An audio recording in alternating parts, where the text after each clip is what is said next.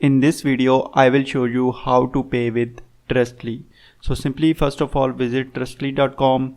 So this is open banking system for business account or business organizations. So simply just visit trustly.com, and after that here you can read the registration information if you are applicable for this. So just read all these instructions one by one, and after that you have to move here.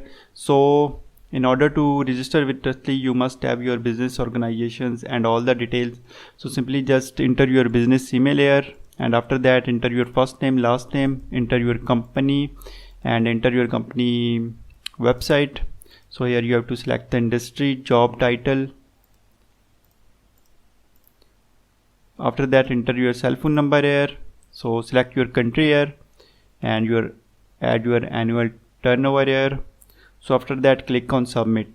So after this Trustly will verify your all details, and after this you will be able to open your account and pay with Trustly.